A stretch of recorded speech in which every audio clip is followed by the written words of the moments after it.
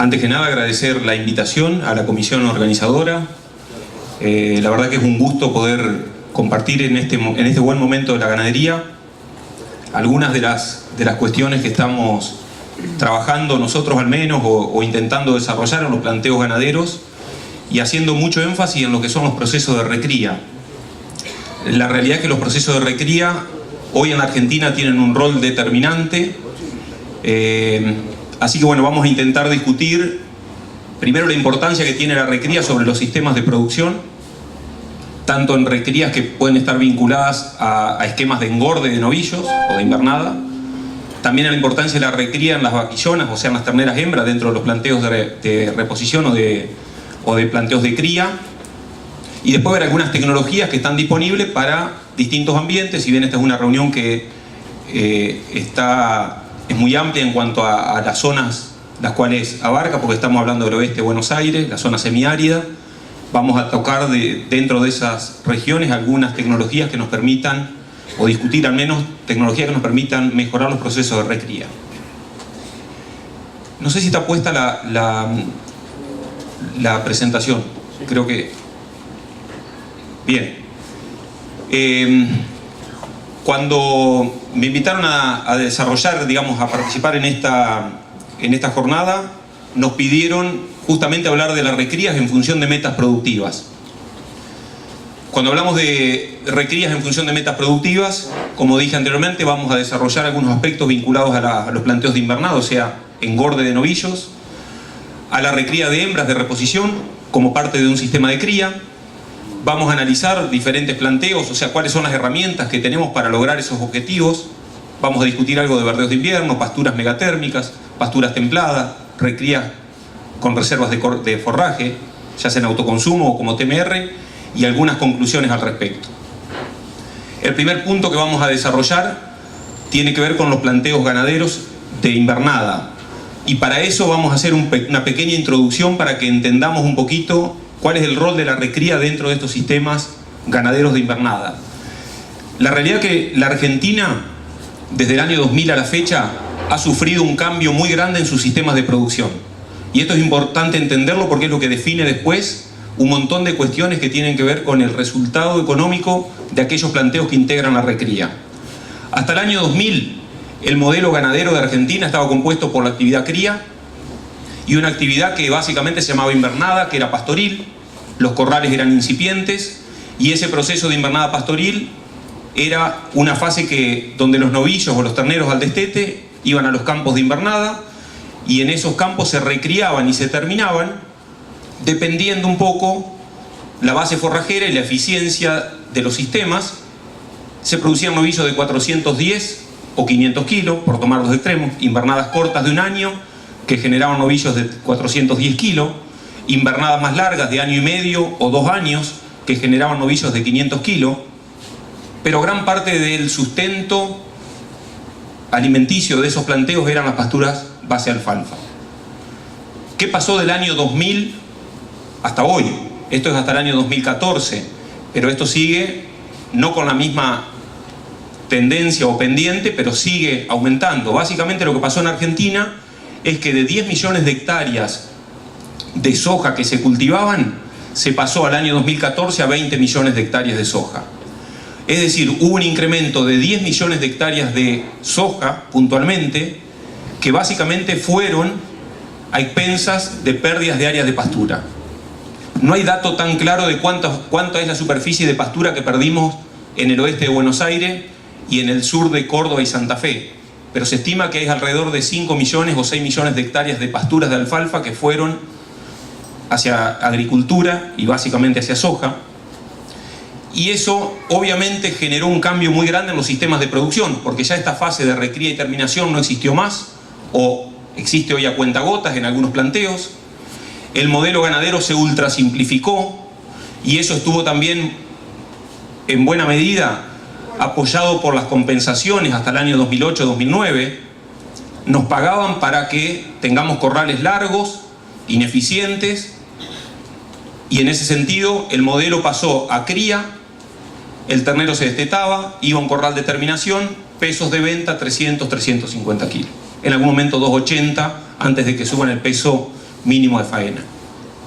Este sistema lamentablemente perdura hoy, al menos hasta hace un año, año y medio, perduró este sistema. ¿Qué va a pasar de 2007 en adelante? No lo sabemos, estamos transitando ese camino, pero no tenemos ninguna duda que los planteos tienen que volver a rediscutirse, que la fase de recría es determinante dentro de esos esquemas. Discutiremos si la vamos a hacer a pasto o la vamos a hacer a corral. A pasto quizás ya no la hagamos en la alfalfa, las hagamos en agropiros, en pasturas de festuca, en pasturas de llorón, en campo natural.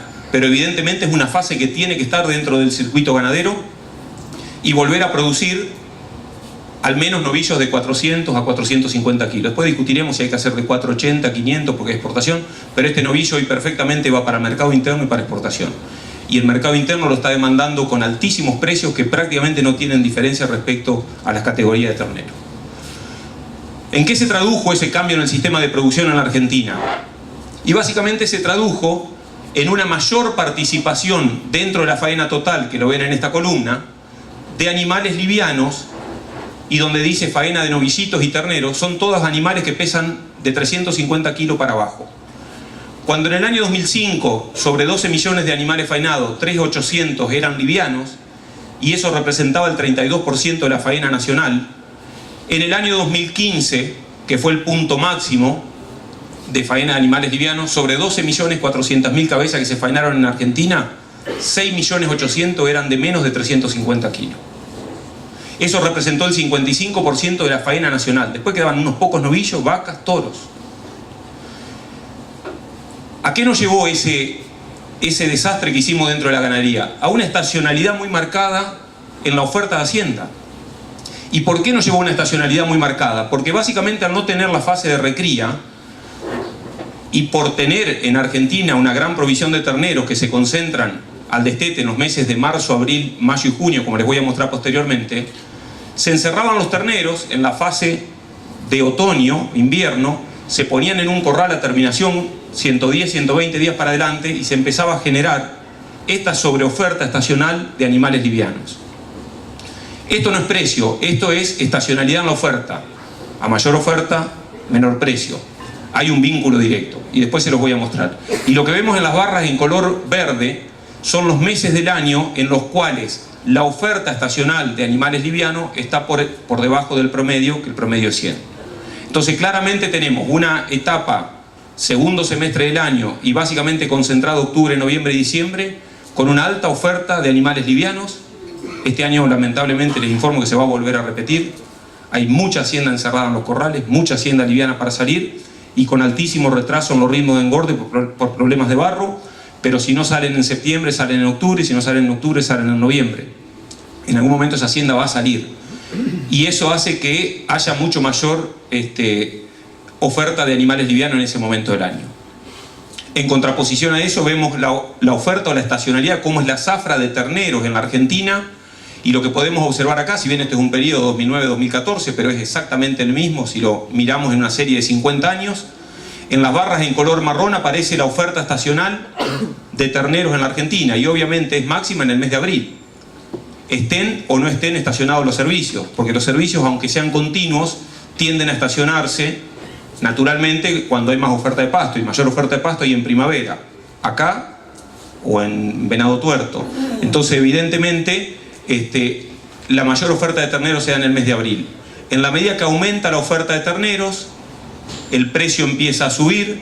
Cuando la oferta de ternero es máximo, el precio del ternero empieza a bajar. Este es el precio interanual del ternero.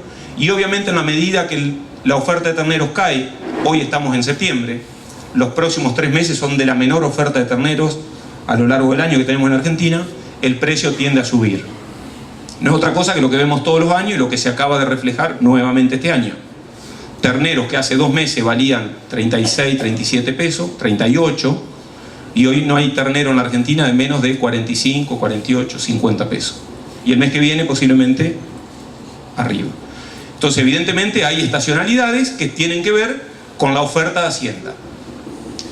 Cuando vemos la oferta y cruzamos las dos curvas, estacionalidad en la oferta del ternero, que es la línea en color azul, y vemos la estacionalidad en el precio del novillo gordo, vemos que claramente un sistema eficiente, al menos del punto de vista de invernada, debería apuntar a comprar sus terneros en los meses de menor precio, mayo, junio, julio, y tratar de vender sus novillos en los meses de mayor precio, marzo, abril y mayo. Y lo que estamos hablando son cosas que ocurren todos los años y evidentemente todo el mundo quiere hacerlas. Entonces alguien se pregunta, ¿pero por qué nadie hace recría si yo la única forma que tengo para comprar en mayo y junio y poder vender un novillo en el mes de marzo-abril es generando un proceso de recría? No lo puedo hacer en un feedlot encerrándolo con dieta de terminación o con maíz nucleoproteico. Y evidentemente la gente no lo hace por diversos motivos. Yo no me quiero meter en cada empresa en particular, pero evidentemente hay muchos intereses que contrastan para que eso no se haga. Por lo tanto, para lograr un esquema eficiente y poder comprar cuando hay que comprar y vender cuando hay que vender, no tenemos otra que ir a procesos de recría. Pueden ser procesos de recría cortos, procesos de recría que se hacen a corral, con dietas base silaje de maíz o silaje de sorgo. Podemos hacer recrías cortas que sean solamente en verdeos de invierno, desde el mes de abril o mayo, cuando esté el primer pastoreo, depende de la zona, hasta octubre, cuando es el último pastoreo, y a partir de ahí encerrar. Podemos ir a procesos de recría más larga, donde podemos, sin ninguna duda, recriar en campos naturales, con o sin suplementación, depende del tipo de campo natural. Podemos recrear en promociones de raíz, en zona más húmeda, en pasturas de bajo, base festuca, en pasturas de loma, base alfalfa, en pasturas megatérmicas. Depende de la zona del país donde estemos, tenemos herramientas para poder entrar en procesos de recría y poder cumplir con el objetivo clave de los procesos de invernada, que es comprar bien, vender bien y agregar muchos kilos por cabeza. Si entendemos eso, vamos a analizar un poquito cuál es la importancia de la recría sobre los resultados económicos de las empresas ganaderas. Y vuelvo a repetir, acá la recría es la que juega el rol predominante, a pesar de que después pueda estar integrada, o casi siempre está integrada, a un corral de terminación o a una fase de terminación. Los tres aspectos clave que definen el éxito de un planteo ganadero son comprar invernada lo más tarde posible, mayo-junio, que es cuando se logran los menores precios interanuales del ternero. Para eso tenemos que tener la comida, ya sea el verdeo de invierno, la pastura, la ración de corral, un diferido para suplementar, pero tenemos que tener la comida para poder comprar en ese momento. Tenemos que vender en contraestación de los feedlot, es decir, vender entre febrero y junio, que es donde se obtienen los mejores precios del gordo, básicamente por menor oferta de hacienda terminada. Y el tercer punto, y no menor, es agregar muchos kilos por cabeza, sobre todo cuando el costo del kilo producido es menor al precio de venta. Hoy, cualquier esquema de recría que hagamos en la Argentina y en cualquier zona geográfica, el costo del kilo producido varía entre 13 y 20 pesos. Ahí en esa gama, en ese ambiente nos movemos. Los que producen mucho pasto lo transforman bien, les cuesta 13, los que tienen poco pasto lo transforman mal, les cuesta 20, 21, los que tienen ración de recría y lo transforman eficientemente les cuesta 13 o 14 pesos, los que tienen poca producción o mala eficiencia se les va a 20, pero en ese rango nos estamos moviendo. Y obviamente, si estamos hablando de costos que son muy inferiores a los precios de venta, y si estamos hablando que compramos cuando hay que comprar y vender cuando hay que vender, donde la relación de compra-venta tiende a la neutralidad, evidentemente estamos dentro de un negocio muy interesante. A su vez, agregar muchos kilos por cabeza nos permite diluir la relación de compra-venta, aún en aquellos años donde esa relación de compra-venta es completamente desfavorable. Para esto vamos a analizar el resultado de distintos planteos que utilizaron diferentes esquemas de alimentación y vamos a ver cómo fueron los resultados económicos de estos planteos durante las últimas 6 campañas. Dentro de los 4 modelos que les voy a presentar, el primero, que es corral de terminación, es el único que no tiene recría asociado al planteo. Lo que vemos en color, para que gráficamente lo puedan ver los del fondo, lo que está en color naranja son dietas de terminación. Lo que está en color amarillo es dieta de recría, o sea, corral de recría. Recría con silaje de maíz, peles de girasol y un núcleo con urea. Lo que está en color verde claro es una recría en un verdeo de invierno. Puede ser raigras, puede ser triticales, puede ser centeno, puede ser avena. Y lo que está en pastura, lo que está en verde más oscuro, es una recría en pastura, que es un poquito más larga, y obviamente todo termina con corrales de terminación. Lo que figura en rojo es la ganancia de peso de cada uno de los esquemas de alimentación para cada etapa, Pero lo que más me interesa que focalicemos es que el modelo que no recría, que es el primero, que se llama corral terminación, compra ternero de 180 kilos, vende gordo de 320. Compra bien y vende mal. ¿Por qué vende mal? Porque hay un momento donde decíamos anteriormente que hay mayor oferta de gordo. Cuando vemos los modelos que recrían, aún los que recrían corto, a corral o con verdeo, venden primer trimestre del año. Esto podría desfasarse más allá en el caso de que compremos más liviano o compremos más tarde, pero para no complejizar el modelo, lo hacemos y lo aceptamos así. Y obviamente los que recrían con pasto tienen un proceso más largo de recría y terminan más tarde y más pesado. Los parámetros del modelo, rápidamente, todo lo que es corral de terminación, es decir, todo lo que es dieta de engorde sin proceso de recría previo, el maíz está valorizado al valor neto de realización. Es decir, el maíz que produce la misma empresa y que lo consume. Valor neto de realización, ¿qué? Precio de pizarra menos gastos comerciales. O sea, hoy el maíz vale 2.300 pesos en Rosario, un campo que está en Trenquelauquen tiene que descontar el flete a puesto. Un campo que está en Varadero descuenta menos flete y un campo que está en Rosario mismo prácticamente tiene valor pizarra. Acá estamos tomando un valor promedio de 20% de gastos comerciales. En el caso del corral de recría, el costo del silaje de maíz está costeado a costo de oportunidad, es decir, la ganadería le va a comprar a la agricultura un lote de maíz que rinde 9.000 kilos, por ejemplo, y que en vez de cosecharlo lo pica y que lo valoriza económicamente a 9.000 kilos por el valor neto de realización, que le hubiese quedado si lo vendía, más el costo de confección, y en ese sentido lo pica y para un rendimiento que está modelizado acá de 45 toneladas de materia verde. Obviamente esto es un campo agrícola en el oeste de Buenos Aires. Las pérdidas del proceso de fermentación son del 15% e incluye las pérdidas de suministro. La recría en verdeo es un verdeo de 3 cabezas por hectárea que produce 3.000 kilos de materia seca cosechable. Puede ser una avena, puede ser un centeno, puede ser un triticale.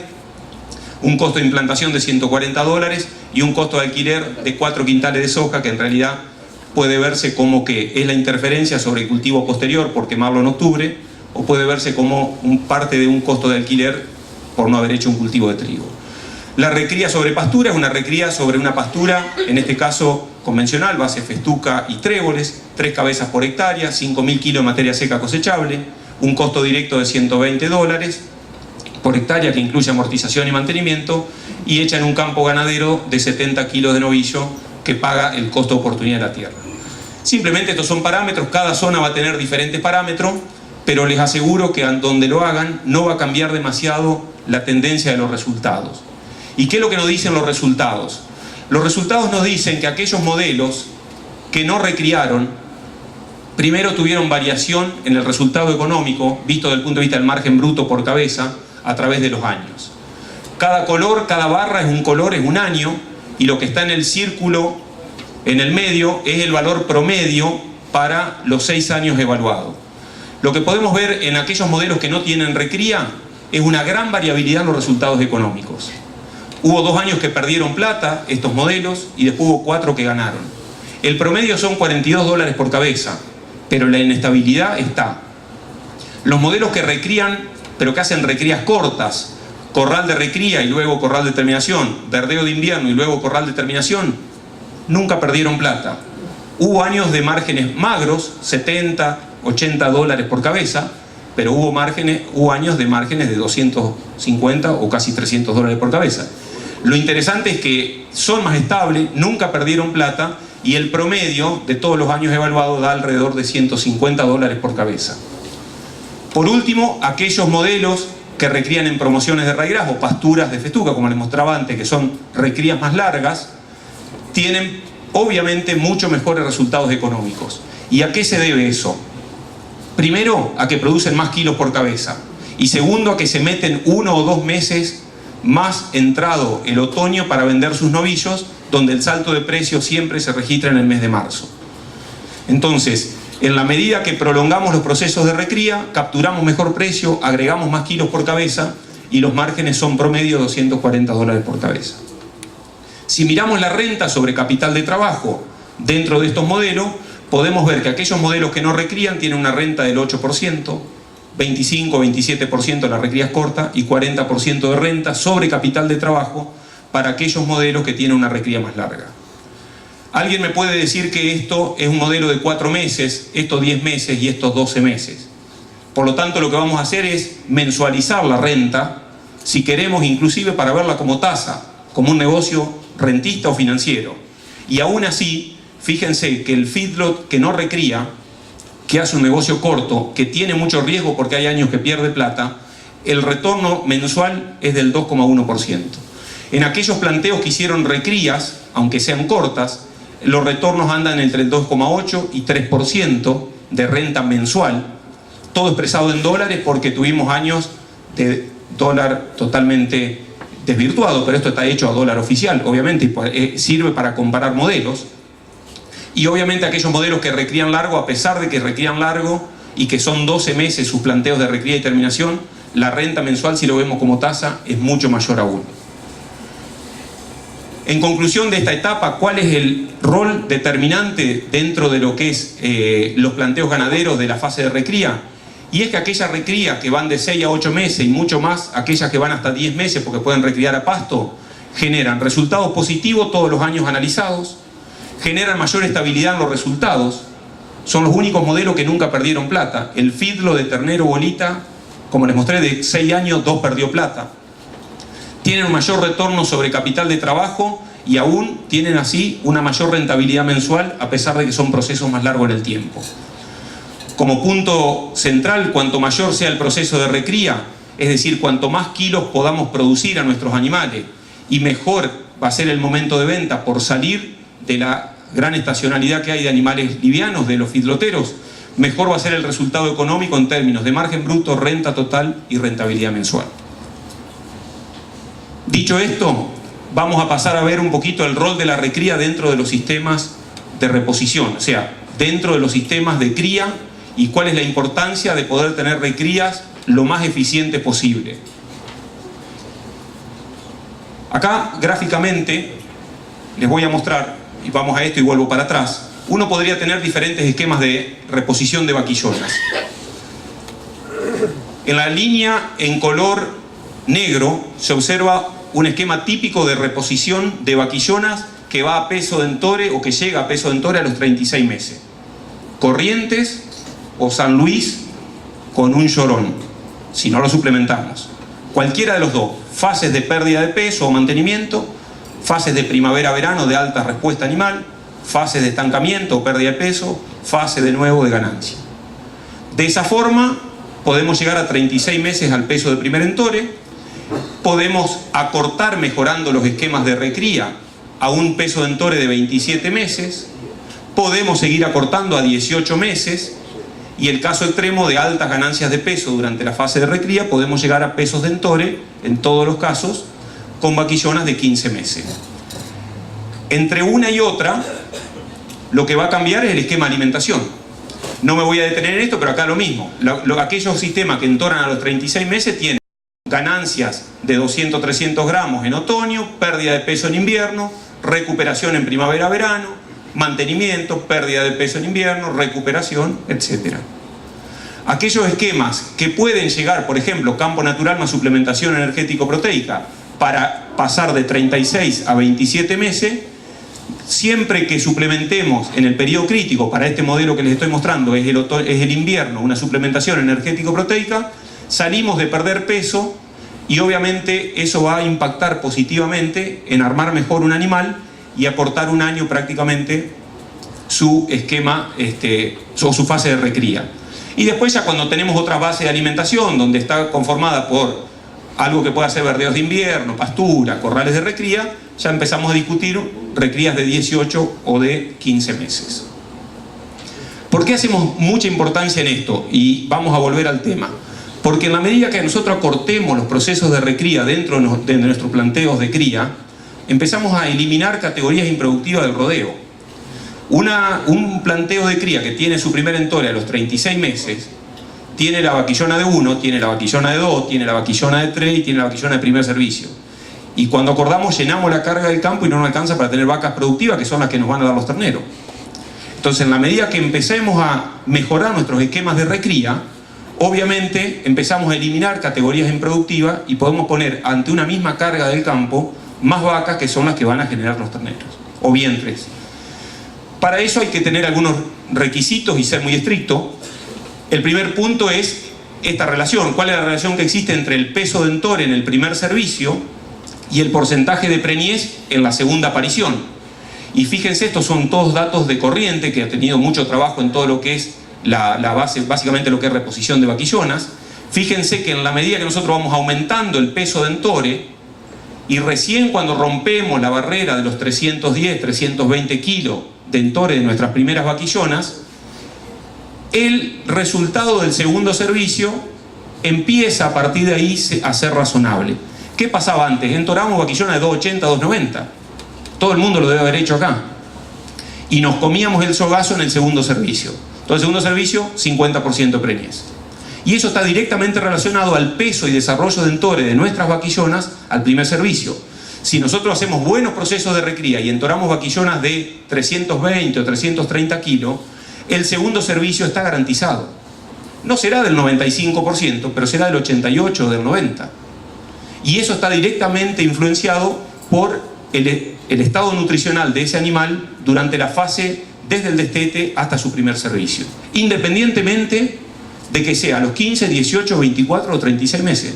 Porque muchas veces aún en 27 o 36 meses no llegábamos a pesos de Entore de 320 kilos.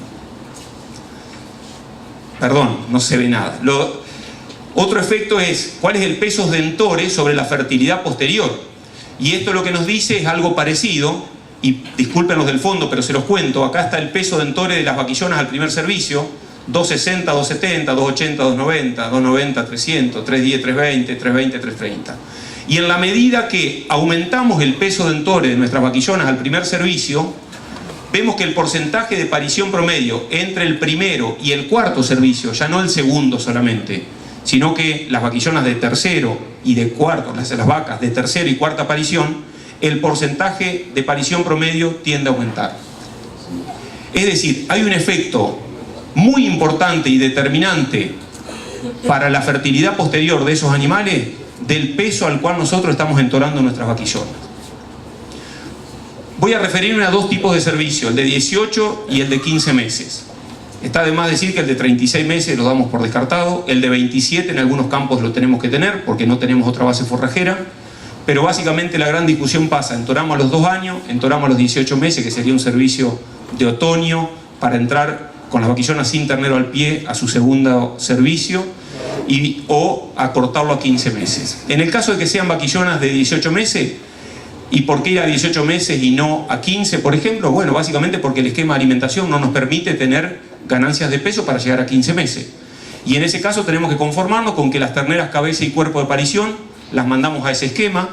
Esto nos posibilita hacer una inseminación a tiempo fijo, tanto en el primer servicio, que va a ser en otoño normalmente, y en el segundo servicio, que va a ser sin su ternero al pie, con lo cual es una categoría fácil de manejar, porque la estaríamos destetando ahora, septiembre o octubre, antes de que entre a su segundo servicio, y eso tiene un valor genético en aquellos planteos que tienen cabaña o venta de vaquillonas y que quieren seguir incorporando valor genético mediante la técnica de inseminación a tiempo fijo. Y para eso hay que tener ganancias de peso constantes y moderadas a lo largo de la recría. Llegar a pesos de Entore de 18 meses no deberíamos hacerlo teniendo recrías que nos generen efecto serrucho. ¿Qué es el efecto serrucho? Y lo vamos a ver en un trabajo. El efecto serrucho es aquellas vaquillonas que las ponemos en un campo, que las planchamos a mantenimiento durante 4 o 5 meses y después las ponemos a ganar 700 gramos, y cuando lo promediamos nos da una ganancia de 350 o 400 gramos. No es lo mismo eso, aunque parezca que es lo mismo, que ponerlas en un plano nutricional donde desde el destete hasta el servicio ganan 350 gramos. Y eso lo podemos ver perfectamente en este trabajo. Es un trabajo que tiene sus años, pero que a mí me gusta muchísimo porque representa claramente lo que les acabo de decir. Donde hay, para distintas razas, si queremos nos posicionamos en mestizo, que es la raza Hereford. Podemos ir a un 2/3 Hereford, 1/3 Brahman, es decir, vamos de abajo hacia arriba, hacia cruzas índicas. Esto es Hereford puro, esto es un cuartino parecido a lo que le decimos, y esto ya es más casi un 5/8. Y lo que podemos ver son dos esquemas de alimentación, donde en las barras, con las líneas, en color azul, se puso en un plano nutricional muy bajo durante los meses de invierno, y hubo un efecto compensatorio, si se quiere, una buena recuperación en primavera. Ganaron las vaquillonas 55 gramos por día en invierno, casi 600 gramos en primavera-verano. Llegaron a un peso de entore de 280 kilos y el porcentaje de preñez fue del 74%. Otro grupo de vaquillonas que se pusieron en un plano constante, siempre ganaron 380, 350 gramos, inmoderados, 350, 400 gramos, pero no tuvieron efecto serrucho, llegaron a un peso de entore levemente superior, y de hecho acá significativo, pero se preñaron un 94%. En la medida que nos vamos a raza con algo de hacienda cruza, ese efecto es mucho más marcado. Fíjense que en estas vaquillonas, que son las famosas cuartinas nuestras, muy amestizadas, plano nutricional de 52 gramos por día en invierno y 660 en primavera-verano, 75% de preñez, aunque hayan llegado a 310 kilos de peso de entore. Las vaquillonas que fueron con un plano nutricional muy parejito, casi 400 gramos por día de punta a punta, llegaron al mismo peso de entore. Acá no fue significativa la diferencia en el peso, fue el mismo peso de entore y el porcentaje preñez al primer servicio 91%. Fíjense si tiene importancia el esquema de recría en nuestras vaquillonas. Muchas veces planchamos los animales y después le damos un compensatorio, y eso funciona perfectamente bien para los esquemas que van a terminación de novillos. Pero acá les aseguro que las vaquillonas están totalmente planchadas y eso se ve reflejado en 15 o 16 puntos menos de preñez al primer servicio, independientemente que lleguemos al peso de entore objetivo. Si damos un saltito de calidad mayor y nos vamos a servicios de 15 meses, porque nuestros esquemas de alimentación así lo permiten, tenemos que partir sin ninguna duda de terneras cabeza de parición. Ya las cuerpos no juegan este partido, las terneras cuerpos no van a llegar o van a llegar muy forzadas. Tenemos que trabajar habitualmente con tactos preservicio. ¿Para qué? Para determinar cuáles son las que están ciclando y las otras no entrarlas en un servicio que no tiene sentido y las mandamos a carne, o si somos tolerantes las mandamos a servicio de otoño de 18 meses. Normalmente estamos trabajando con servicios de 15 meses que sean muy cortos. ¿Por qué cortos? Para concentrar bien esa preñez y para que en su segundo servicio tengan un poco más de tiempo en su recuperación. Básicamente aquellos campos que están más organizados están trabajando con 60 días, los que tienen un poquito más de temor están trabajando con 75 días. Y obviamente acá hay un requisito sí o sí de obtener ganancias de peso moderadas durante toda la fase de recría. Esas ganancias de peso moderadas son entre 600 y 800 gramos por día. Eso nos lo puede proveer un verdeo de invierno, bueno, con fertilización, suplementación, nos lo puede ofrecer también tranquilamente algún corral de recría en el caso que lo queramos implementar. ¿Cuál es la importancia de las terneras cabeza, o de tener al menos terneras cabeza dentro de nuestros rodeos? Y yo creo que esto está muy relacionado con el 15 meses. Y básicamente les muestro un trabajo rápido que no me interesa contar demasiado, pero que se lo recomiendo a quien esté en el tema de cría, que es la distribución de la aparición y el comportamiento reproductivo y productivo de la progenie de esos animales en función de en qué momento fueron entoradas, es decir, en función del largo y del momento de servicio. Estos son registros de 13 años de la Universidad de Nebraska. Esto es una zona que se llama North Platte, al norte de Nebraska, donde en realidad, fíjense la cantidad de años de medición de esta gente, que mide para un servicio de 60 días, repartido en 3 tercios, los primeros 20 días, los segundos 20 días y los terceros 20 días, servicios muy cortos y muy concentrados. ¿Cuál fue el peso de destete de los terneros en función si se preñaron los primeros 20 días, los segundos 20 o los últimos 20? ¿Cuál fue el porcentaje de preñez de esas terneras que se recriaron? Y así sucesivamente sobre ellas y sus hijas, y sus hijas, y sus hijas durante 13 años. Fíjense si habrá información generada. Obviamente nosotros acá no tenemos absolutamente nada de esto. Y esto lo que nos dice es que aquellas terneras o vaquillonas que se preñaron los primeros 20 días, o sea que son bien cabeza, destetan terneros de 219 kilos, contra aquellas que se preñaron los últimos 20 días. Estamos hablando entre esto y esto, no más de 35 o 40 días de diferencia. Para nosotros, muy corto eso, porque normalmente usamos servicios de 90 días. Y el peso del destete ya fue 197 kilos. Y esas terneras, cuando se recriaron y fueron a futuras madres, tuvieron un porcentaje de preñez, estas cabezas de 90% y estas del 78%. porque evidentemente hay un efecto residual dentro de ese rodeo hacia adelante. Cuando vemos cuál fue el peso de destete de la progenie de estas vaquillonas, que ya fueron vaquillonas, y vemos cuál fue el porcentaje preñez de su segundo servicio, vemos exactamente el mismo efecto. Aquellas que se habían preñado los primeros 20 días destetaron más pesado respecto a las que se habían preñado los últimos 20, y el porcentaje de preñez de su segundo servicio volvió a repetir 93% contra 84%. ¿Qué quiere decir esto? Que si nosotros trabajamos con vaquillonas cabeza, porque tenemos índices reproductivos razonables, y tenemos que reemplazar un 20-25% de nuestro rodeo, y no un 50%, y trabajamos con vaquillonas cabeza, y le damos de comer bien, lo más probable es que tengamos un círculo virtuoso, positivo, de fertilidad en nuestros rodeos. Si por el contrario, con el 20% de nuestra reposición no nos alcanza, porque nuestros índices reproductivos son bajos, tenemos que pasar vacas a un año para otro para no quedarnos sin vacas, y dejamos las terneras cabeza, cuerpo y cola, todas dentro de nuestro rodeo, porque si no, no nos alcanza para reponer, y porque tenemos ciclos de recría muy largos, evidentemente estamos ante un rodeo totalmente infértil. Cuando comparamos desde el punto de vista ya del negocio, el servicio de 27 meses contra el servicio de 15 meses, y salgo de lo técnico y me meto en el negocio, ¿cuál es el impacto de acortar la edad al primer servicio de nuestras vaquillonas? Y por eso justifica darles de comer. Porque, como les decía antes, elimina categorías improductivas del campo. Les pongo un ejemplo. Para un campo que tiene una carga de 0,7 equivalente vaca, si hacemos servicios de 27 meses, o sea, la edad del primer entore a los 2 años de nuestras vaquillonas, ese campo con 0,7 equivalente vaca tiene solamente 0,5 vacas en el campo. Porque después tenemos la vaquillona de 1 a 2 y la vaquillona de 2 a 3. ¿Se entiende? Tenemos que tener 2 categorías dando vuelta en el campo. Por lo tanto, la carga de 0,7 está conformada por las vacas, más la vaquillona de 2 años, más los toros. Un campo de 0,7 tiene 0,5 vacas por hectárea. Si nosotros el servicio lo pasamos, lo adelantamos porque le damos de comer a nuestras vaquillonas y los entoramos con 15 meses, evidentemente pasamos con una carga de vacas de casi 0,6. ¿Y por qué nos interesa tener más vacas?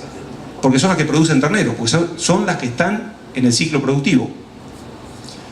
¿En qué se refleja esto que les comenté recientemente? Bueno, para un mismo campo de 0,7 equivalente vaca con reposición de 27 meses, acá dice 24, pero esto es 27, es lo mismo, es primavera, genera 84 kilos de carne contra 86, la que repone a 15 meses, $152 de margen, $177. Alguien puede decir no es mucho, pero bueno, son $25 más por hectárea sobre un margen basal de $150. Estamos hablando que mejoró el resultado un 18%. Parece poco, pero para la cría es un montón de plata, porque la cría es una actividad de bajo resultado económico. Obviamente, estos márgenes no tienen el costo de oportunidad de la tierra, son en campo propio. Si lo hacemos en campo propio, hay que ponerle el costo de oportunidad de la tierra. Estos campos valen 70 kilos de novillo, $120. Quiere decir que la cría me está pagando, aún así, levemente positivo el costo de oportunidad de la tierra. Pero lo interesante es que el 15 meses mejora el resultado económico en $25 por hectárea. Alguien me va a decir, y es verdad, que si no hacemos el destete precoz del 100% de esas vaquillonas, no las volvemos a preñar. Cosa que lo pongo en discusión porque eso depende de la zona. Hay zonas que sí y hay zonas que no. Aunque hagamos el destete precoz al 100% de esas vaquillonas, el impacto sobre la hectárea representa $11. Con lo cual, si el beneficio es 25 y el costo del destete precoz es de 11, y este costo del destete precoz es para llevarlo con alimento hasta 180 kilos de peso de venta. No es para destetar precoz y largarlo a los 100 kilos al campo. Está toda la comida para llevarlo hasta los 180 kilos. Evidentemente el costo se licúa y es de $11 por hectárea. Con lo cual la técnica es más que favorable. Si damos un salto más adelante y decimos, perfecto, vamos a seguir eliminando categorías improductivas del campo, la vaquillona o la ternera de 15 meses la recriamos a corral. Entonces directamente desde marzo hasta el servicio no está en el campo. Obviamente que para recriarla a corral, después vamos a charlar un poquito, hay que armar dietas base silaje pero diluidas en energía, porque lo que pretendemos ganar son 700, 800 gramos por día. Entonces, sobre la misma carga de 0,7 equivalente vacas, donde teníamos 0,5 en los rodeos, en los servicios de 2 años, 0,59 en los servicios de 15, en este caso tenemos 0,67 vacas por hectárea productiva volteando ternero, porque la categoría eficiente, que es nuestra ternera de 15 meses, la estamos haciendo en un corral con muy buenas eficiencias de conversión y garantizándole llegar a pesos dentores muy buenos. ¿En qué? Esto lo voy a pasar rápido, es simplemente un análisis económico. Si hay que hacerla a pasto o a corral, siempre el número le va a dar mejor que hay que hacerla a corral. Cuando hablo de hacer vaquillonas de 15 meses a corral, no estoy diciendo hacer vaquillonas en un silo de maíz con maíz y núcleo proteico, en un silito de autoconsumo. No es eso. Es un corral de recría, con una ración totalmente mezclada, dando de comer 2 veces por día, con dietas base silaje de maíz o silaje de sorgo. Con cualquiera de las dos llegamos perfectamente bien. Y siempre el número es mucho mejor para aquellas recrías eficientes, porque estamos hablando de una categoría que es muy eficiente, que preña mucho, que del 100% que arrancamos llegamos con el 95%, a pasto llegamos con el 75%, las otras no llegan. Años como este de mucha lluvia llegamos con menos. Los porcentajes de preñez son igual y eso nos valoriza distinto las vaquillonas preñadas, las vacías que van a venta y las que no llegan a servicio, que se engordan y se venden. Ese margen es mucho mejor para aquellos modelos que tienen que recrían a corral. Si hacemos la misma cuenta y veíamos que de 152 pasábamos a 177 dólares de margen por hectárea, en este caso, si la vaquillona la hacemos de 15 meses a corral, nos vamos a 200 dólares de margen. Estos ya son 48 dólares de margen superior respecto al entore de 27 meses convencional. Y si hacemos de tete precoz en el 100% de esas vaquillonas, tenemos un costo adicional de 11 dólares por hectárea, lo cual justifica ampliamente aún la técnica de tete precoz en esa categoría que puede llegar a ser crítica. Hablamos de vaquillonas de 15 meses para la zona oeste de Buenos Aires. Estos son corrales de vaquillonas de 15 meses. Cuando hablamos de 15 meses hablamos de entorar este tipo de animales. Hablamos de entorar animales que pesan 350, 360 kilos, como les decía hoy, no animalitos de 280, 290, porque no tiene sentido. Esto es ponerla con una dieta de 80% silo en base seca, 18 girasol, un 1% un núcleo vitamínico mineral con urea. Una ración muy económica que nos garantiza este tipo de recrías de vaquillonas Hereford, perdón, dentro del mismo partido. Esquina Corrientes, les voy a mostrar distintos lugares porque hoy lo estamos haciendo desde Salta, Corrientes, provincia de Buenos Aires y no les digo San Luis porque no lo estoy haciendo, porque no lo conozco, pero evidentemente gran parte del país estamos teniendo este tipo de recría. Esto es en Esquina Corrientes, campos de Hacienda Brangus, donde se recrían a corral, se restringen la alimentación porque ya llegaron a 340 kilos de peso en tore. Obviamente el servicio lo damos adentro del corral, ahí andan los toros trabajando, son servicios cortos. Este campo tiene servicio de 45 días para que después esa vaquillona tenga mucho más tiempo en su servicio posterior y evidentemente resultados muy interesantes generamos este tipo de animales cuando le damos de comer. Es decir, hay todo un tema de darles de comer a nuestros animales para poder generar esta vaquillona, que en otro caso, en Corrientes, este campo lo hacía a los 36 meses, después bajó a 27 y ahora lo está haciendo a 15, ya hace 6 años. En La Lajita en Salta, en Joaquín B. González, en donde se les ocurra, obviamente mismo esquema, estos son vaquillonas Brangus y en todos los casos lo estamos haciendo. Esto es Carlos Tejedor, son vaquillonas Brangus negras que se recriaron a corral, que tomaron servicio en un pelo de chancho, como pueden ver, esto es pelo de chancho, que una vez que nosotros armamos las vaquillonas y las largamos al campo con 340 o 350 kilos, les garantizo que el partido está ganado. Son dietas de recría muy voluminosas, tienen capacidad de consumo, con lo cual no se caen cuando van al campo. Ahora bien, entramos a la fase de algunas tecnologías. Para esto vamos a analizar algunos esquemas que nos permitan potenciar y hacer esa recría que anteriormente discutimos y qué herramientas tenemos para poder lograrlo. Básicamente para lo que es la zona oeste arenoso y semiárido, y dijimos una zona muy amplia, yo voy a basar un poquito la respuesta animal y algunos ensayos en este tipo de recursos. Verdeos de invierno, pasturas megatérmicas, entiéndase por esto, las pasturas que se hacen básicamente en la zona de San Luis y algo La Pampa, llorones, pasturas templadas, silajes de planta entera. Verdeos de invierno, primer punto. ¿Qué tenemos que tener en cuenta para las recrías de invierno? Para tener buenas recrías dentro del recurso verdeo de invierno, básicamente que es un forraje que tiene una composición química tremendamente variable a lo largo del año y a lo largo del día. A lo largo del año, este es un trabajo muy viejo de Juan y Pancho Santini en Balcarce, donde medían otoño, invierno, invierno, primavera, 20 del 5, 25 del 6, 9 del 8, 20 del 9. Hoy estamos acá. Y medían la composición química de una avena. Y lo que encontraban era que básicamente la digestibilidad in vitro, o sea, la digestibilidad, si tomamos como parámetro de calidad de digestibilidad, la avena es buenísima siempre. Es buena en otoño, es buena en invierno y es buena en primavera. 70% de digestibilidad. Si miramos la pared celular, que no es otra cosa que la FDN, la avena tiene alrededor de 45-47% de fibra durante todo el año. Y hasta ahí uno puede decir, qué calidad tan pareja. Pero si miramos el contenido de carbohidratos solubles a lo largo del año, vemos que en otoño no llega a 4% de azúcares, la planta de avena, en invierno apenas 8%, y recién en primavera se va a 20 o 21% de azúcares, de carbohidratos solubles, que son los que dan ganancia de peso, que son los que dan sazonamiento al pasto, que son los que dan esa buena respuesta animal de las avenas casi en cañada, que decimos que ahí el animal empieza a traccionar. Y si vemos la proteína bruta, es exactamente a la inversa. Altísimos niveles de proteína bruta en otoño, 23%. Imagínense que un ternero necesita 14, 13. Estamos con 23, casi el doble. 21 en invierno, 22 en invierno y recién 12% en primavera. Y lo más grave de todo es que esa proteína, fíjense el porcentaje de proteína soluble, en otoño es del 13%. O sea que la mitad de esta proteína es soluble. Y fíjense que en primavera de 12, 6 es soluble, que es la mitad, pero sobre una base de 12. Eso nos da una relación proteína soluble, carbohidrato, muy fea en otoño e invierno, muy buena en primavera. ¿En qué se traduce eso? Baja ganancia de peso otoño entero y pasa para el triticale. De esos 4 verdeos de invierno, el peor, el que más manifiesta esta diferencia, es la avena.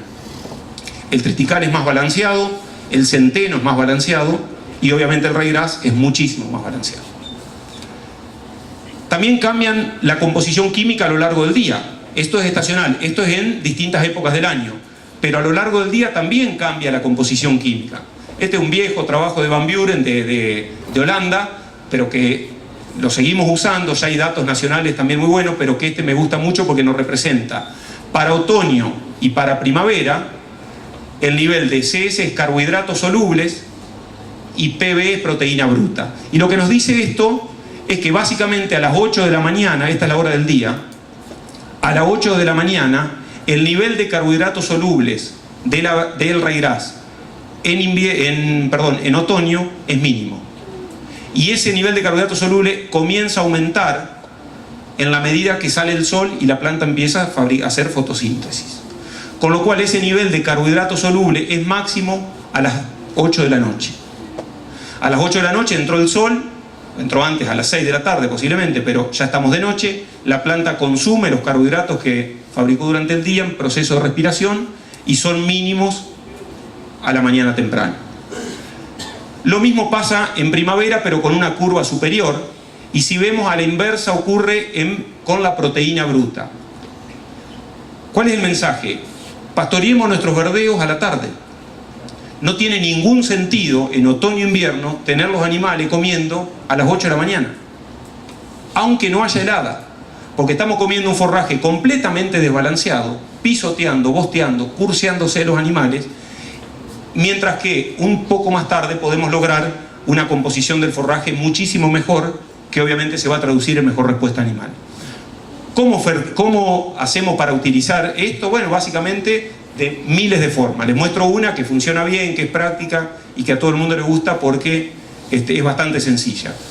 Centeno, esto es el oeste de Buenos Aires, Trenquelauquen, un centeno hecho arriba de un maíz picado, las bolsas de maíz, tabla con un hierro de grampa, se va corriendo el frente, se va horquillando y se va bajando. Hay cientos de miles de esquemas. ¿Pero en qué consiste el sistema? Esto es sobre 4.700 terneros de recría que medimos, 149 kilos de peso inicial, 208 peso final, 118 días, ganancia de peso 495 gramos, 500 gramos por día. ¿Qué pasaba si no suplementábamos? Estos animales, ¿qué hacían? Comían todo el día acá, a las 12 del mediodía salían a pastorear el centeno, se encerraban a las 5 de la tarde. ¿Qué hubiese pasado si no teníamos el silo? Hubiésemos ganado 500 o 600 gramos. La única diferencia es que seguramente, en vez de tener 7,8 cabezas por hectárea, hubiésemos tenido 3 o 3,5. Es decir, ¿en qué nos permite o nos juega a favor la suplementación con silo autoconsumo? En que básicamente nos permite estar tranquilo, poder pastorear a la tarde, en los horarios donde el verdeo tiene mejor composición química, pastorear pocas horas y de esa forma aumentar la carga. Y esto se ve reflejado en mayores cargas, ganancias de peso moderadas a buenas, pero que cumplen muy bien el objetivo, ya sea de novillos o de vaquillonas, como hablamos antes, y eso nos da básicamente una composición casi mitad por mitad de aporte de verdeo y aporte de silo. Acá hay un dato interesante, que después voy a volver cuando veamos las recrías a corral. La eficiencia de conversión de este sistema integrado, pasto-silo, es de 10 a 1. Salimos de los verdeos. Hay miles de situaciones para manejar también los verdeos de invierno de otra forma. Vamos a hablar un poquito de pasturas megatérmicas. Pastura megatérmica también tenemos diferentes tipos. Rápidamente vamos a abordar dos de ellas, el pasto llorón y la digitaria, que son quizás las que más se utilizan en la zona semiárida. Cuando hablamos de este tipo de pasturas o este tipo de pasturas, hablamos de composiciones químicas a lo largo del año completamente distintas. Y también hablamos de producciones de materia seca, también a lo largo del año, 3.500 kilos para el llorón, 2.500 para una digitaria, y tasas de crecimiento, TC, tasas de crecimiento, también diferentes. Vamos al llorón. El llorón produce 3.500 kilos de materia seca año. Esto es un dato de Carlos Frasinelli, es decir, habrá miles de datos. En otro lado le rendiría 4, en otro 2.800, en otro 5. Dependerá del ambiente, la fertilidad y todo. Pero en general, en el mismo ambiente, el llorón produce más pasto que la digitaria. La tasa de crecimiento del llorón es muy constante desde octubre a marzo. Arrancó en octubre, paró en marzo. Y tasas muy constantes del orden de 19 kilos de materia seca por hectárea día. ¿Por qué hago hincapié en los 19 kilos de materia seca por hectárea día?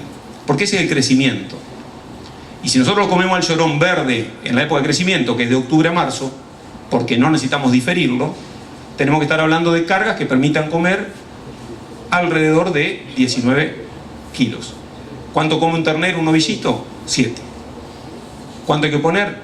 2,5, 2,8, para poder comer todo el crecimiento. Si ponemos 1, el llorón nos pasa por encima, pierde calidad, se encaña, círculo vicioso negativo. ¿Sí? ¿Cuál es la calidad del llorón a lo largo del año? Bueno, si partimos de octubre, que es la época de crecimiento, digestibilidades que andan en el orden de 65%, 60%, hacia enero, el verano van bajando, obviamente hay lignificación de la planta, maduración de la planta, en abril, marzo-abril, que prácticamente se detiene el crecimiento y lo diferimos, y si queda como diferido, 45% de digestibilidad. La proteína bruta tiene una curva parecida, arrancamos en 12% por allá por octubre, crecimiento activo, 9, 8, 7, hasta acá está bárbaro. Hasta enero el llorón viene muy bien. De enero en adelante se busca planchar, al menos para categorías de recría. Esta es la fase buena del llorón, octubre-enero. De ahí para abajo baja la proteína y, como decía, baja la digestibilidad. En esta columna lo que les puse fue digestibilidad dividido proteína bruta, porque es una relación que nos define la calidad de un forraje. Y ahora les voy a mostrar los ensayos de suplementación, cómo varían en función de esa relación digestibilidad de la planta versus proteína bruta.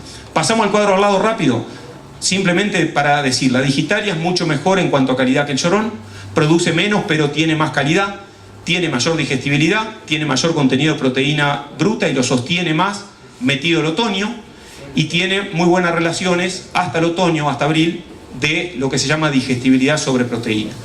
Las tasas de crecimiento son menores a las del llorón, 10 kilos de octubre a diciembre por hectárea día, con lo cual acá hay que poner 1,2, 1,3 terneros por hectárea, un novillito, y 18 kilos de enero a marzo. ¿Por qué insisto en esto? En tener relaciones de digestibilidad de materia seca sobre proteína bruta no tan altas. Porque en realidad, esta es una revisión muy vieja que se hizo para un gran congreso de pasturas en Estados Unidos, en la Florida, donde se evaluó toda la información que había publicada al momento para distintos recursos forrajeros. Y fíjense qué interesante el dato. Esto lo que nos dice es que esto es materia orgánica degradable, es decir, es más o menos la digestibilidad de la materia seca. Esto es un número un poquito menor a digestibilidad de materia seca, pero en realidad, materia orgánica degradable sobre proteína bruta para pasturas o forraje que van de 3 a 18. Y acá lo que van a ver es el consumo de forraje de ese pasto en porcentaje del peso vivo. Lo que podemos observar es que cuando el forraje es bueno, o sea, de 9 o 10 para acá, los consumos de materia seca son altos. ¿Por qué? Porque el pasto está balanceado. Es un pasto que tiene buena digestibilidad con un acorde nivel de proteína bruta. Entonces el consumo de materia seca de estos forrajes es del 2,5, 2,2, 2% del peso vivo. Cuando nos vamos a esta parte de la curva, por ejemplo, este sector, valores de 11, 12, 13, 14, ¿sí? ¿Qué es eso? Gramas diferidas, llorones diferidos, digitarias diferidas. Perdón, estamos acá. El consumo de materia seca del pasto apenas llega al 1% del peso vivo, por más que tenga un fachinar así. Por más que la disponibilidad sea de 5.000 kilos de materia seca. ¿Y por qué no lo come el animal? Porque no tiene poco nitrógeno, tiene poca tasa de pasaje, y por lo tanto hay un llenado ruminal y físico que hace que el animal no pueda comer mucho más del 1% del peso vivo. ¿Cuál es la respuesta animal? Mantenimiento o pérdida de peso. Si nosotros trabajamos con esos tipos de forraje, porque tenemos que diferir algún llorón o tenemos que diferir alguna digitaria, acá lo que vemos es para forrajes de baja calidad, que son los puntitos cuadrados, y para forrajes de alta calidad, que es la estrellita, ¿cuál es la respuesta ante un nivel de suplementación variable? ¿Y cuál es la respuesta sobre el consumo de forraje base, que obviamente se va a traducir en respuesta animal?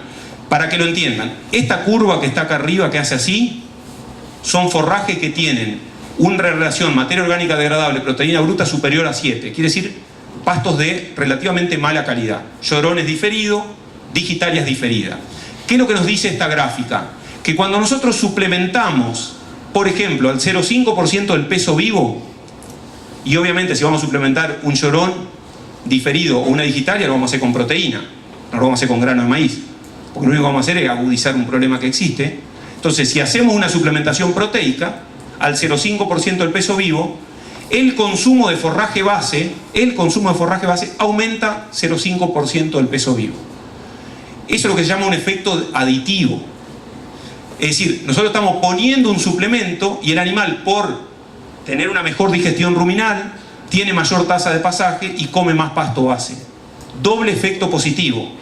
Estamos agregando un suplemento, corrigiendo una deficiencia y levantando el consumo de materia seca de ese forraje base.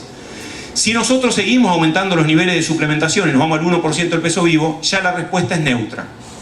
Es tan alto el nivel de suplementación que el animal mantiene lo que venía comiendo de pasto, pero aporta ese 1% que le pusimos de suplemento. Y si niveles de suplementaciones mayores no tiene ningún tipo de sentido. Vamos a forrajes de alta calidad, verdeo, pasturas de alfalfa, lo que sea, que es esta línea que está acá. En forraje de alta calidad nosotros suplementamos al 0,5% del peso vivo, el animal deja de comer 0,5% del peso vivo. Una alfalfa en primavera. Yo una alfalfa en primavera gano 800 gramos por día, le doy el 0,5% del peso vivo de grano de maíz, voy a ganar 850 gramos. Mejoré 50 gramos. ¿Por qué nada más que eso? Porque el animal dejó de comer 1,5 kilos de alfalfa, que tiene una calidad espectacular, para comer 1,5 kilos de grano de maíz. Se llama sustitución. Entonces, los forrajes de alta calidad hacen un efecto de sustitución directa. Suplemento, cae el consumo de materia seca base. Suplemento, cae el consumo de materia seca del forraje base. Mientras que en los forrajes de baja calidad hay una parte de la curva, que es hasta el 1% del peso vivo, donde la suplementación mejora el consumo del forraje base. Lo vemos a eso traducido en algunas respuestas animales. Algunos trabajos de la zona sur, efecto de la suplementación sobre ganancia de peso en terneros recriados sobre pasto llorón diferido, donde obviamente se suplementa con 3 alternativas. Y este trabajo está bueno. Suplementamos con grano de avena. ¿Va a mejorar la respuesta animal de un llorón diferido? No. La avena tiene 11% de proteína, el llorón tiene 3%. Lo que yo necesito es proteína, no energía. Suplementamos con 820 gramos por día de grano de avena. Eso aporta 88 gramos de proteína bruta dentro de esa dieta. El consumo de llorones no llega a 3 kilos por cabeza y por día. La ganancia de peso menos 222 gramos. Es decir, una suplementación energética no nos corrige un problema de un pasto diferido como es el llorón. ¿Por qué? Porque primero no mejora el consumo del llorón. Si suplementamos con avena, pero a su vez le agregamos girasol, harina de girasol o pellet de girasol, mantenemos los 820 gramos de suplementación, pero hacemos una proporción 80 girasol, 20 de avena, o sea, ponemos la proteína que queremos poner, 190 gramos de proteína por animal y por día, el forraje base pasa de 2,87 a 3,5, o sea, come más y la ganancia de peso automáticamente se dispara a 500 gramos. La suplementación proteica es la que nos va a dar la respuesta en los forrajes diferidos, ya sean llorones, ya sean digitarias, porque nos mejora la fermentabilidad ruminal, nos aumenta la tasa de pasaje y nos permite mejorar el consumo de materia seca del forraje base. Eso se traduce en mayores ganancias de peso.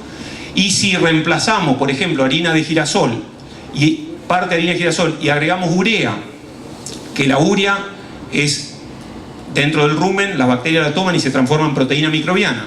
Pero como no tenemos mucha fermentación ruminal, porque el forraje base es de mala calidad, la respuesta de poner urea y aunque equilibremos el aporte de proteína, la respuesta animal es menor, 300 gramos por día. ¿Por qué? Porque parte de esa urea se va a amoníaco y se va a orina y el animal la termina eliminando por orina.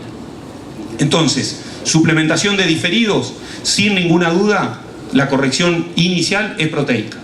¿Qué niveles de suplementación? 0,5, máximo 1% del peso vivo. Otro ensayo sobre otro tipo de recursos, me voy rápido porque no llegamos más. Estos son sobre digitarias que se manejan con dos etapas durante el año. Una etapa de restricción que va de junio a mediados de octubre. Esa restricción consiste en pastoreo de digitaria diferida, sin suplementación T0, con 1 kilo, 2 kilos o 3 kilos de gluten feed, que el gluten feed es un subproducto, de todos lo deben conocer, de la molienda húmeda de maíz, que tiene 21% de proteína bruta y mucha fibra digestible. Si suplementamos con 1, 2 o 3 kilos de gluten feed, la respuesta animal mejora. Pasamos de 50 gramos por día, 200 gramos con 1 kilo, 370, 360. Es decir, cualquier suplementación proteica que hagamos sobre un recurso diferido, en este caso es digitaria, va a aumentar en forma considerable la respuesta animal. Etapa 2, la digitaria, cuando la comemos verde, en este estado, ¿qué es lo que pasa? De octubre a abril, ahí ya empieza el crecimiento activo de la digitaria. Pastoreo directo de digitaria. Tratamiento 1, que había sido suplementado en invierno, el 2 sin suplementación y esto con suplementación, mantiene las ganancias de peso durante la primavera-verano con una leve tendencia a que esa ganancia sea menor en aquellos animales que ganaron más en invierno por básicamente un efecto compensatorio. Pero en realidad, fíjense que buenas ganancias de peso del orden de 800 gramos por día en digitarias cuando las comemos verde, o sea en activo crecimiento. Mientras que cuando las diferimos, lo que tenemos que hacer es algún artilugio de suplementación para poder aprovechar ese forraje base que diferimos. Sigo. Pasturas templadas. Nos vamos del oeste hacia el este. Ya nos vamos metiendo en la zona, básicamente el oeste arenoso. Pasturas, podemos tener pasturas base festuca tréboles o pasturas base alfalfa. Pasturas base festuca tréboles. ¿Cuál es la curva de crecimiento de ese pasto? Acá lo tenemos graficado en colores, ¿sí? El estado de maduración, en altura, la oferta de pasto y cuando está con alguna espiguita, el estado de maduración fenológica. Básicamente este tipo de pasturas tiene una primavera, un inicio de primavera muy bueno, un verano donde hay maduración de tallos y hojas y hay pérdida de calidad, y un otoño-invierno muy bueno, a pesar de que en el invierno hay baja producción de pasto. ¿Cuál es la respuesta que tenemos dentro de ese tipo de pasturas? Estamos hablando de pasturas de festuca tréboles, festuca con algo de alfalfa. ¿Cuál es la respuesta que tenemos a ese tipo de pasturas durante las distintas estaciones del año? Esta es la ganancia de peso, la respuesta animal viene a ser en distintas épocas del año. Y acá lo que estamos viendo es la asignación de forraje en kilos de forraje cada 100 kilos de peso vivo. Siempre hablamos de que un animal come cerca del 3% del peso vivo, ¿sí? Eso es teórico, come algo menos.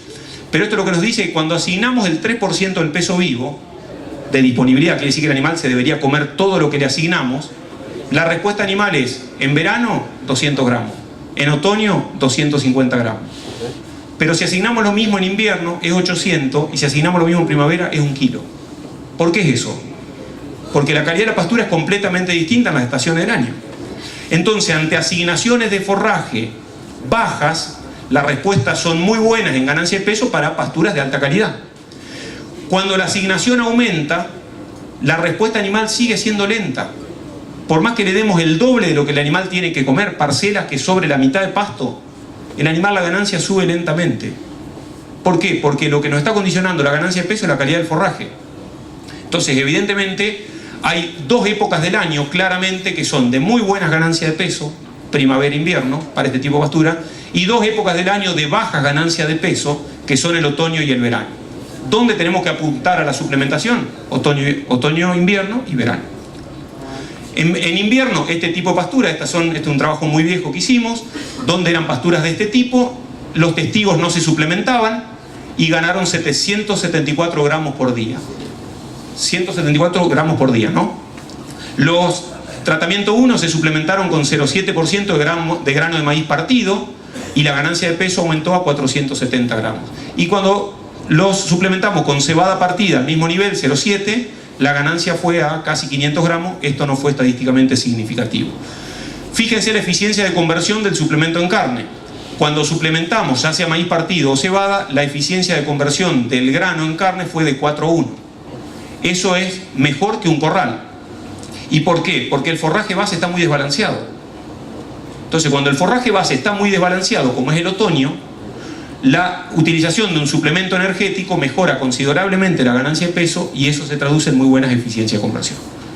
Cuando nos vamos al verano, el verano pasa algo parecido, la calidad del forraje es mala, pero la calidad del forraje es mala porque empieza a lignificarse y a perder calidad, no porque está guachento. Con lo cual, lo mismo, los testigos ganan estos en función de que aumenta la oferta de pasto, esto es forraje al 3%, al 6 o al 9, o sea, aumento en la oferta de pasto diaria que le damos, el tamaño de parcela, la ganancia de peso aumenta, pero lentamente. Si suplementamos los animales con granos de maíz, por ejemplo, en este caso es sorgo molido, al 1%, sobre una asignación de forraje base del 3% que gana 300 gramos, y suplementamos con el 1% de sorgo, la ganancia es de 760 gramos. ¿Y por qué? Porque el pasto no le alcanzaba a cubrir lo que el animal necesitaba. Cuando nos vamos a ofertas de pasto mayores, 6%, y suplementamos, la ganancia sigue subiendo. Pero cuando nos vamos a oferta de pasto del 9% del peso vivo y suplementamos, la diferencia es 0. ¿Qué quiere decir esto? Si vamos a suplementar una pastura de este tipo en verano, tiene que ser solamente ajustando carga. Si nosotros no ajustamos carga, porque tenemos excedente de pasto, abrámosle parcela más grande que el animal seleccione y que gane peso. Pero si nosotros vamos a suplementar y vamos a ajustar carga, porque donde poníamos un animal, ahora vamos a poner 3, evidentemente la suplementación es muy interesante, porque evidentemente nos permite tener altas ganancias de peso asignando muy poco pasto para esos animales. ¿Y eso en qué se traduce? En eficiencias de conversión del suplemento en carne que van de 4 a 9:1. 4 en esta punta, 9 en esta punta. 4:1 es un costo del kilo producido muy barato, 9:1 es un costo del kilo producido carísimo. Pasturas base alfalfa. ¿Qué alternativas tenemos? Nos metemos en otro tipo de forraje, mucho más calidad, una marcadísima producción, al menos para lo que es el oeste de Buenos Aires. Esto es un campo en Peguajó. Muy poca producción otoño-invierno, altísima producción primavera. Verano tiende a caer. La producción de primavera, prácticamente sobre 100 o 150.000 kilos de materia seca para este balance, estamos hablando de 600.000. Es 5:1. Las alfalfas producen 5 veces en primavera respecto a lo que producen en invierno. Alternativas para poder comerla: cargas bajas, 1,8, 2 terneros por hectárea, heno durante la época de crecimiento. Segunda alternativa, cargas un poco más moderadas, 3,5 novillitos por hectárea. Suplementamos cuando hay déficit, la época otoño-invierno, hacemos rollo en la época de primavera-verano. Tercera alternativa, la que usamos en aquellos campos que todavía sostienen alfalfa, ponemos 2 cabezas por hectárea en otoño-invierno y tenemos que tener en un corral de recría la cantidad de terneros que nos permita copiar el pico de producción de primavera. Por ejemplo, para este caso, 7 terneros por hectárea que están en un corral de recría ganando 800 gramos por día para poder salir a las alfalfa a ir a comer el pasto que tenemos en ese momento. Y fíjense que cada cuadrito va marcando la carga, que es variable, 1,8, 4 y 9, las ganancias de peso y las producciones de carne a lo largo de cada ciclo. Cuando en verano la curva de crecimiento de la alfalfa tiende a caer, obviamente encerramos en corrales de terminación y terminamos esos novillos y los vendemos bien. Producción de carne de estos modelos, copiando la oferta de pasto durante todo el año, 1000 o 1100 kilos de carne por hectárea y por año. ¿Por qué? Porque comimos básicamente, fíjense que de 1000 kilos de carne, 700 se producen en 3 meses. ¿Y por qué? Porque tenemos las bocas para poder comerlo. Y no es bueno ir a comprar los terneros hoy en septiembre-octubre porque valen 45 o 50 mangos. Comprémoslos 2 meses antes, en junio, que valían 37. Los tenemos en un corral de recría ganando plata, con conversiones 5 o 6 a 1. Los largamos en primavera para poder cosechar el pasto disponible. Recría con silaje. Nos vamos de la pastura y nos vamos al silo. Estamos en el horno, ¿no? Recría con silaje. Silaje de autoconsumo. Fíjense qué linda foto. Este es un campo en Peguajó. Hay 150.000 modelos de silaje autoconsumo, todos tienen el suyo. Y este tipo me decía, pero el mío es buenísimo, porque no es la reja, porque hay que correr. Esto es casero, lo hizo un herrero ahí y es una pavada. En realidad es una pequeña estructura con un eje, con 2 bolilleros, una manija en la punta que enrolla la bolsa y la levanta, especie de comedero. Pero no tiene todo el aparataje de las rejas ni nada. Entonces viene el tipo, pega 2 manijazos, corre esto para allá y bueno, obviamente va cortando y va bajando con una horquilla. Pero desperdicio absolutamente cero. Y acá hay varias bolsas y están abiertas a los 2 lados. ¿Qué pasa con los silajes de autoconsumo? Los silajes de autoconsumo se han masificado en la Argentina básicamente por algunos aspectos que tienen que ver con la practicidad, la operatoria y que todos estamos contentos porque la suplementamos en cierta medida tirándole 1 kilo de pele de girasol abajo el eléctrico. Y eso es verdad. Es decir, la principal virtud, yo diría la única virtud que tienen estos sistemas, que son prácticos, que son operativos y que los podemos corregir ante una deficiencia marcada, que es la falta de proteína fundamentalmente. ¿Cuáles son las desventajas? Poco control del proceso, por más que seamos muy prolijos. No controlamos cuántos comen el silo, cuántos comen el suplemento que le ponemos al lado. Tenemos desperdicio, en este caso que les mostré muy poco, pero en otros les aseguro que es enorme y todos lo deben haber conocido. La imposibilidad de regular el consumo, no regulamos nada, comen lo que quieren, ellos mientras pueden, o un domingo que nos olvidamos de bajarle con la horquilla a la comida, muchas veces se autolimitan porque no les queda la posibilidad de llegar al consumo de la pared. Imposibilidad de optimizar nutrientes, lejos estamos de balancear dietas, sí podemos hacer una corrección hasta ahí nomás de proteína y bueno, obviamente hay bastante escasez de mediciones y es muy empírico el método. Ponemos 100 por metro, por frente, ponemos 120, otros ponen 80. La verdad que no hay tantísima información que garantice que una cosa u otra es mejor. Un trabajo de miles que hay también. ¿Cuál es la respuesta de los silajes de autoconsumo cuando los empezamos a corregir con proteína? Bueno, acá tenemos un trabajo, esto es un trabajo de Uruguay, donde vemos la respuesta a la silaje de maíz solo en autoconsumo, silaje de maíz más speller de girasol, silaje de maíz más 2 horas de pastoreo de una pastura de leguminosas, silaje de maíz más 4 horas de pastoreo de una pastura leguminosa y la pastura sola sin suplementación. Y cada una de estas curvas son 3 años diferentes. Lo que nos muestra este gráfico es que si utilizamos un silaje sin suplementación, siempre la respuesta animal va a ser la más pobre de todas. En la medida que empezamos a corregir proteína, ya sea con speller de girasol o con horas de pastoreo, las respuestas animales tienden a subir. La diferencia entre años está dada básicamente por la calidad del silaje. Hay años donde el autoconsumo gana 200 gramos por día, años donde gana 600. Pero siempre, aún este año que ganó 200 gramos por día, cuando lo corregimos con girasol, se fue a 550 o 600 gramos. Si la corrección proteica es favorable, pero obviamente tiene poco control porque le damos 1 kilo de girasol por animal y por día y vienen los 300 terneros a comer y no sabemos cuánto come cada uno. Cuando esa suplementación es reemplazada por horas de pastoreo, las respuestas animales son mejores. ¿Por qué? Porque en el pasto todos comen lo que quieren. Salen 2 horas y todos comen 2 horas. Y obviamente la mejor respuesta de animales, está de más decir, es siempre en pastura sola. Es decir, lo que hacemos con el silo es, como decía, aumentar la carga. Pero básicamente, mejor que el pasto no hay. Segundo método de utilización de silajes. Básicamente, ese mismo silo, en vez de ponerlo en autoconsumo, intentar corregirle la proteína por afuera y tener respuesta variable, es hacer recrías a corral con silaje de maíz o silaje de sorgo. Las dietas que usamos, como les decía hoy, son dietas de 80% silo de maíz. Se corrige con una fuente proteica, se pone un núcleo vitamínico mineral, se pone monencina y obviamente en este caso logramos lo que se llama raciones totalmente mezcladas, las TMR. ¿Qué ventaja tiene este sistema contra el anterior? Fundamentalmente, el silo es el mismo, podemos tener un buen mezclado de la ración, podemos tener consumos uniformes, podemos corregir deficiencias, que no es poco, de proteínas, de minerales, y tenemos la posibilidad de agregar un ionóforo, monencina o la salocid, lo que querramos usar, cosa que va a mejorar la fermentación ruminal y que va a mejorar la respuesta animal. Rápido porque me están corriendo. ¿Por qué el silaje hay que corregirlo? Porque la calidad del silaje, que es esta de maíz, contra los requerimientos para terneros en recría, que van de 140 a 180 kilos, 180 a 230, es muy parecida. Energía, TND, 70% de TND del silo, 72% de requerimiento, o 70% cuando son más pesados, prácticamente lo cubre. Energía neta de ganancia de peso y de mantenimiento lo cubre. Proteína deficiente. Corregimos proteína, 7,5% del silo contra 13 o 12 que necesita ese animal, para recrías de 700 a 900 gramos, perdón, no les dije, para recrías de 700 a 900 gramos por día.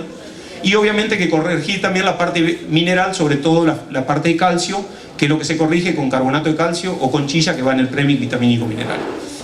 También nos permite utilizar ionóforos. Esto es la respuesta a la monencina, por ejemplo, que es la línea en color negra, la mejora en ganancia de peso respecto a una ganancia de peso basal.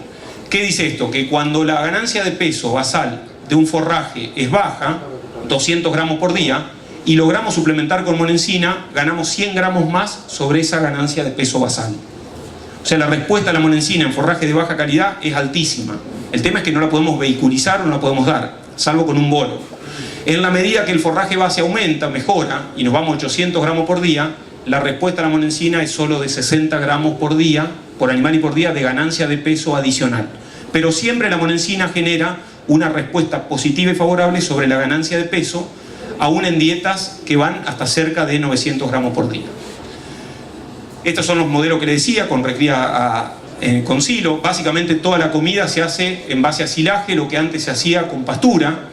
Este es el animal que se recría durante toda la fase de recría de estos corrales. Cuando están recriados y llegan a 400 kilos, 380, se pasan a terminación y se termina este tipo de novillo. Novillitos de 420, 440, con grasa 2, buenos polizones, buenos pechos cargados. ¿Y por qué hacemos eso? Básicamente, ¿por qué recriamos con silo? Y dejamos de recriar en algunos campos con pastura. Porque la capacidad de generar comida que tiene una hectárea de maíz es mucho mayor a la que tiene una hectárea de pastura, simplemente por eso. Donde una hectárea de alfalfa nos permitía tener entre 2 y 3 cabezas por hectárea, por ejemplo, para una carga baja, una hectárea de maíz hecho acá arriba nos permitía recriar 15 cabezas por hectárea. Y ese es el fundamento, no es que sea uno mejor que el otro. Es un modelo que genera mucha comida, que esa comida se traduce en altos niveles de producción de carne por hectárea, para este caso 2.000 kilos de carne por hectárea, para una hectárea de maíz picada y convertida en carne dentro de un corral, contra 540 o 300 kilos de carne por hectárea para una alfalfa bien manejada con alta carga o mal manejada con baja carga. El fundamento es netamente técnico. ¿Por qué es tan fácil producir de esta forma con los corrales de recría? Porque las respuestas son muy buenas. Porque estamos armando una ración totalmente mezclada, balanceada, donde el animal, cada bocado que come, mañana, tarde y noche, es exactamente la misma. Esta es la respuesta productiva de terneros machos y hembras en etapa de recría corral, con raciones de 80% silo maíz en base seca. Estos datos están publicados en el Congreso de APA de hace 2 años, los publicamos con Irene Checón y con Juan. Son datos de campo que vamos recolectando, donde se mide exactamente igual en todos los campos. Acá hay un pool de 4 o 5 campos que miden. No son datos de ensayo, son datos reales de campo. ¿Qué es lo que encontramos? Sobre 33.300 hembras que pudimos medir, 148 kilos de peso inicial, 325 kilos de peso final de recría, 840 gramos. Fíjense que es muy fácil ganar 800 gramos por día, una dieta sin agregado de grano, más que lo que tiene el silo, y la conversión fue 7:1. Cuando nos vamos a los machos, sobre casi 40.000 machos evaluados en los mismos corrales, peso inicial 156 kilos, peso final de la etapa de recría 365, ahí pasan a terminación y se van gordos con 420 o 430, 970 gramos de ganancia de peso, mayor que las hembras, obviamente por ser machos, 6:1 eficiencia-conversión. Acá estamos hablando de 12 o 13 pesos por kilo producido el costo de alimentación, acá estamos hablando de 11 pesos el kilo producido de costo de alimentación. Evidentemente, si producimos 2.000 kilos de carne por hectárea a 11 o 12 pesos, el modelo prácticamente es irrebatible. ¿Qué pasa con el silo de sorgo? Con el silo de sorgo pasa algo parecido con el maíz, pero cuando nos vamos a materiales graníferos o doble propósito. Tenemos toda esta gama de sorgos, los forrajeros que son pura planta y nada de panoja, los hileros que son altísimos y poca panoja, y los graníferos directos que son los petizos con mucha panoja o los doble propósito. ¿Cuál es la respuesta animal? Y acá ya terminamos. Básicamente, en la medida que nos vamos a materiales forrajeros, mucha planta, poco grano, ganancias de peso en raciones a corral balanceadas, sin el aporte de grano extra, 360 gramos por día. Eficiencia de conversión, 15:1. Como es tan baja la ganancia de peso, es malísima la eficiencia de conversión. ¿Por qué se da eso? Porque fundamentalmente es pura planta y poco grano. En la medida que nos desplazamos hacia la izquierda, vamos a los hileros, materiales poco recomendables si no los vamos a corregir con grano. Solamente estoy hablando de recría, no de terminación. 430 gramos por día ganancia de peso, 13:1 eficiencia de conversión. Recién en los doble propósito aparecen las ganancias de peso razonables, que son las que buscamos en corrales de recría, 730 gramos, 9,7:1 conversión. Y en el caso de los graníferos, que son más chiquitos, más petizos, con más proporción de grano, 860 gramos de ganancia de peso y 9,1 de eficiencia de conversión. Es decir, si vamos a recriar con silo de sorgo en vez de silo maíz, porque el ambiente no nos permite producir grano de maíz, la sugerencia es utilicemos siempre sorgos graníferos o doble propósito. Ni sileros ni forrajeros, porque generan mucho volumen de planta, pero poca calidad de ese silaje. Terminamos. Conclusiones. Dijimos que existe una gran diversidad de modelos de recría factibles de implementar en función de los recursos forrajeros disponibles para cada región. Semiárido tiene un tipo de pastura, oeste arenoso tiene otro tipo de pastura.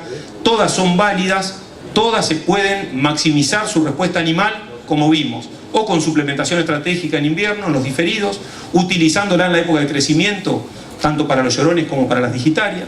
Las pasturas de alta calidad, mucho más fácil el manejo y la respuesta. Cuando hablamos de recría de vaquillonas, dijimos que la duración de la recría de hembra es clave para el negocio de la cría, ya que juega un rol determinante sobre la carga de vacas del sistema. Y eso está relacionado con eliminar categorías improductivas del campo. Dijimos que el entore anticipado de 15 o 18 meses mejora el resultado físico y económico de los planteos de cría y la hace más competitiva a una actividad que de por sí no es muy competitiva. En algunas zonas se puede usar, en otras no, y para hacerlo hay que darle de comer a nuestras vaquillonas. Y por último, en invernada de novillos, la recría sobre diversos recursos forrajeros, como vimos, verdeos, pasturas, dependerá de la capacidad para producir pasto, de comerlo, o sea, de aprovecharlo, y de poder transformarlo en forma eficiente. Y para lograr eso, necesitamos sí o sí algunos aliados, o la suplementación estratégica, en algunos casos, o los corrales de recría, en otros casos, para poder potenciar después la carga en primavera y comer todo el pasto producido. En aquellos modelos que recrían a corral, como los últimos que vimos, las producciones de carne por hectárea son muy altas, son mayores, y además permite trabajar con categorías mucho menos demandantes. Por ejemplo, terneros livianos. Si hacemos recría a corral, podemos comprar terneros de 120 kilos, cosa que el feedlot convencional no los puede comprar. Esta etapa, que es la recría, que es la cual nos convocó hoy, o al menos en esta charla, es integrada con los corrales de terminación, sin duda que es determinante en los resultados económicos obtenidos en los planteos de invernada. Es con lo que arrancamos la charla. Y cuanto más kilos, cuanto más largo sea el proceso de recría, es decir, cuanto más kilos le pongamos a nuestros novillos mejor va a ser el momento de venta porque va a ser más entrado el segundo trimestre del año, mejor va a ser el resultado económico, ya sea en términos de margen bruto, renta total y rentabilidad mensual, si lo queremos mirar como un negocio de tasa. Muchas gracias, eso era todo lo que les quería presentar.